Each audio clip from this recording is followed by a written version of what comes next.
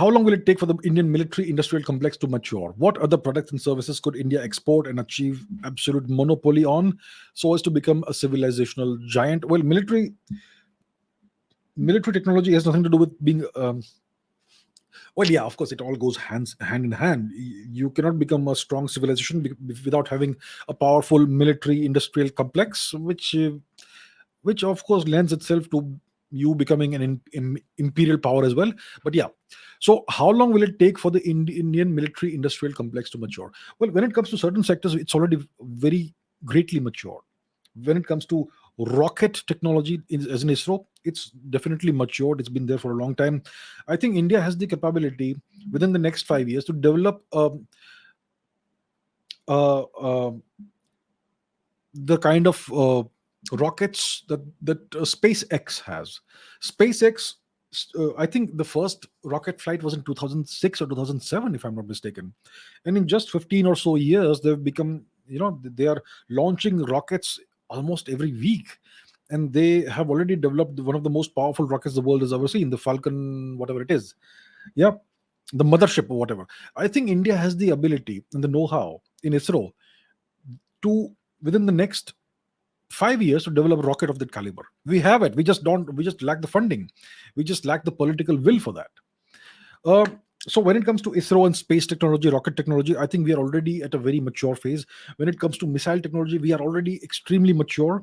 When it comes to fighter aircraft technology, we are at an intermediate step. We have now developed a world-class light combat aircraft. We still don't have, as far as we know, the mm, the jet engine technology, as far as we know. So now we are at an intermediate stage. Once we have the Tejas Mark II and the AMCA, which would take a decade, then we will be at a more mature phase. So I think India is about a decade away from becoming a sophisticated and mature aircraft manufacturer.